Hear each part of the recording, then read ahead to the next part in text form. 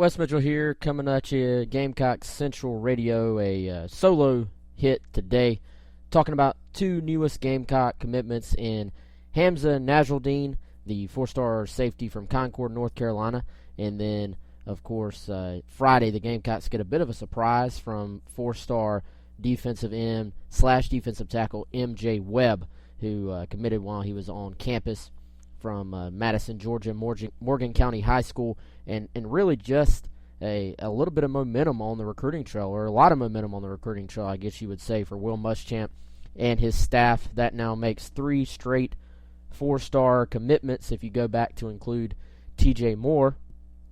And actually, of course, they have a couple of other four-star major targets who are, I guess, right around the corner with Jamias Williams, the cornerback from Georgia, who's announcing on the 27th. That's actually 1 week from today, here on Saturday when I'm recording this. And then you, of course, have Ortre Smith, the Wando four-star wide receiver, announcing on his birthday, which is September 11th. So lots of momentum. And, you know, I said this on Twitter, which you can follow me there at Wes Mitchell GC.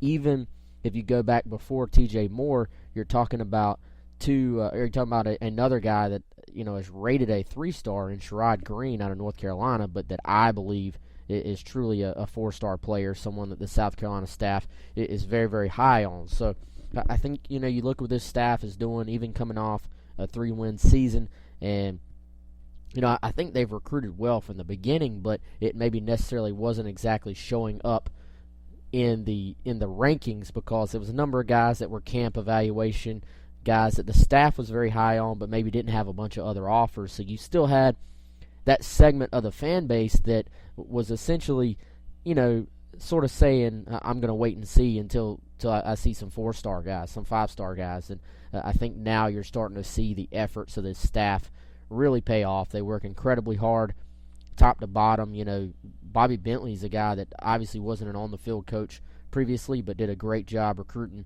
Hamsah Nasirildeen from Concord, and there's actually another top prospect there, Rick Sandage, who's a class of 2018 defensive tackle, and so those efforts are paying off. And I think if you look at this 2018 class and what they have coming up, both in-state and in the surrounding states, you really, really have a situation where South Carolina is going to set itself up to recruit incredibly well in that class. And, you know, you look at some of the guys like Xavier Thomas, you look down the road at Fort Dorchester and their quarterback to Carry-On Joyner, Kalijah Brown, who South Carolina gets in on early in Saluda, Josh Belt from Louisville.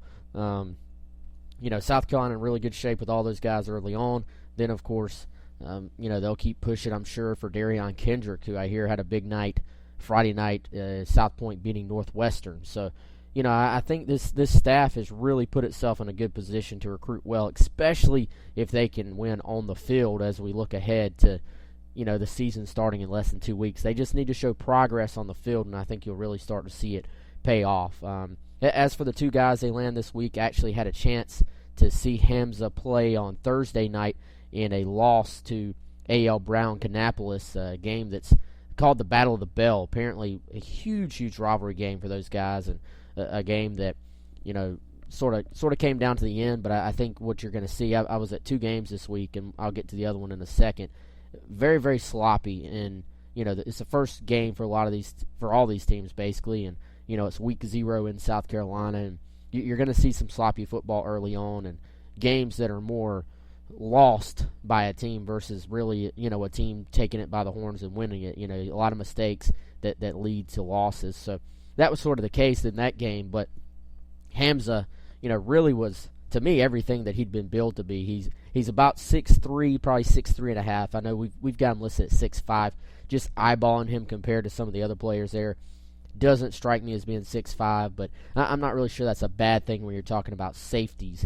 You know, if you start talking about a 6'5", 6'6" safety, you're almost talking about a guy maybe being too big potentially. But, you know, a kid that looks outstanding as far as his length and athleticism.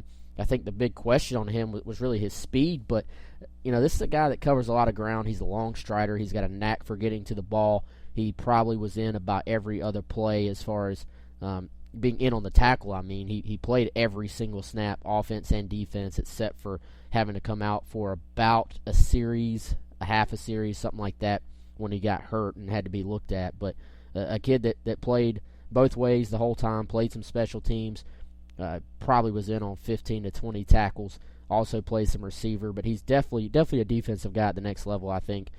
Hard hitter, probably starts his career out at safety, whereas, if he's an early enrollee guy, which I think is possible, he'll definitely have a chance to be in the 2 deep for South Carolina, maybe even in the mix to be a starter in year one. Still a little bit raw as a safety. Has to clean up his angles, I think, at times, but, clean up some of his stuff in I think, pass coverage. But as far as just the length, the athleticism, and then you're talking about a good kid, too. Really, really good kid. I thought it was interesting how, not interesting, but I took note of the fact that this loss hurt him, and he was very, very upset after the loss, and you always want to see guys that care. It was very, very clear that he cared, and he actually still was willing to talk to me and one of the other reporters after the loss as well. He took some time to sort of, take it in, calm down, get changed, and then actually spoke to us about his recruitment and picking South Carolina. So just have a lot of respect for the kid and how he carries himself. Then the other commitment, MJ Webb, is a guy that, as they try to rebuild this defense and rebuild this defensive line, I think is a perfect scheme fit for South Carolina because he's someone that could play outside, could play inside. If you look at his film, when I hear 6'3", 270-ish, 275, 273, I think of a guy that's going to definitely be inside at defensive tackle as he gets older, and I think of a guy that maybe is more of a run stopper. But you pop on the film for him, he's got a great first step.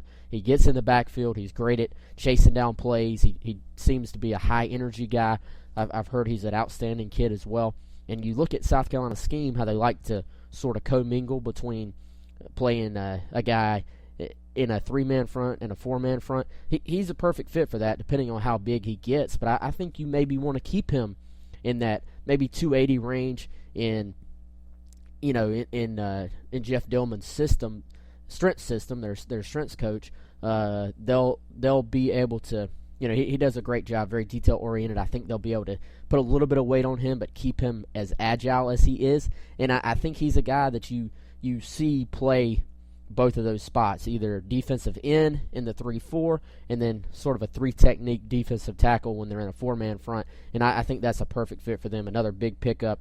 I think this guy maybe was a little bit overlooked because for the longest time there was a sense that he may end up at Auburn. But, another great pickup for South Carolina. Moving forward, like I said, they've got Jemias Williams or Trey Smith. And even going back to T.J. Moore, I actually had a chance to check out Mallard Creek at Dillon last night in a game that Mallard Creek was able to hold on and win 7-3. And T.J. Moore, saw him and Eric Douglas. I think it was very clear why T.J. Moore is a 4-star guy. He plays right tackle for Mallard Creek, but just looks outstanding physically. He held the point of attack. He beat his man pretty much every single time I focused on him. So very, very impressive player. Just moves very light on his feet to be as big as he is. This is not one of those offensive linemen that's going to have to reshape his body. He's already big, but he doesn't have a lot of baby fat. He already looks like a grown man out there. So big pickup for South Carolina with T.J. Moore as well, and have a little bit of momentum on the recruiting trail. And I think the biggest thing is I look at these guys and I look at who else is recruiting them. Of course, they beat Tennessee heads up for T.J. Moore, whereas Tennessee had T.J. Moore on their campus in Knoxville basically less than 24 hours before his announcement. So they were able to go head-to-head with them. Tennessee traditionally does a great job in North Carolina, and I think you look at that, plus the fact, hey, South Carolina, if they're going to be good, if they're going to win an SEC East, if they're going to compete for an SEC championship, they've got to get players out of the greater Charlotte area. They've got to get players out of North Carolina. You see that with T.J. Moore. You see that now with Hamsah Nasirildeen, who you're talking about a kid who, when South Carolina offered him, he didn't have a Power 5 offer at all. When he committed to South Carolina, he had 20-plus Power 5 offers, including Alabama, Florida, Florida State, and it's a kid that Florida and Florida State were still really pushing for as well, from what I was told. So, that's two big pickups in the state of North Carolina. South Carolina doing a great job there. And then to go into Georgia, get a guy like MJ Webb, almost icing on the cake, I think. If South Carolina can really develop their roster and fill their roster, I think, with guys from the Carolinas. Then you want to be able to go into Georgia, land you some eval guys. I thought Devontae Wyatt, who obviously is committed to Georgia now, that's a great example, though, of finding a guy early and evaluating him and getting him into the program or getting him onto the commitment list. They didn't hold on to him, but in the future, they'll be able to hold on to guys like that. So you add in guys like that. If you add in an MJ Webb or two from Georgia, let T-Rob recruit a few guys from the Miami area, and all of a sudden that's sort of the makeup of your roster, I think, ideally, if you're South Carolina. So then, MJ Webb, like I mentioned earlier, Auburn was after him. He's been on the recruiting radar for a long time. Georgia was after him. A number of big-time programs wanted this kid, yet Will Muschamp and his staff closes MJ Webb.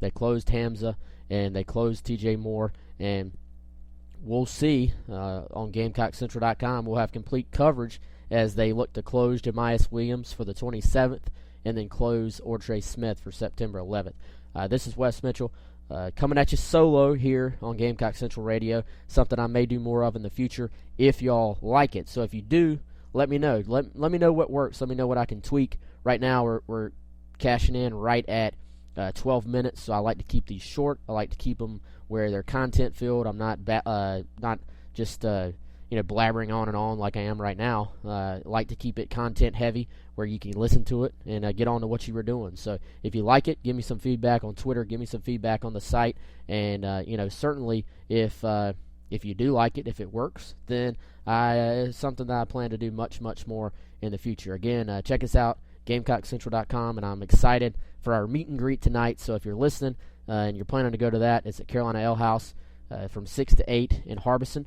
Hope to see a bunch of you out there, and hope to talk to all of you soon.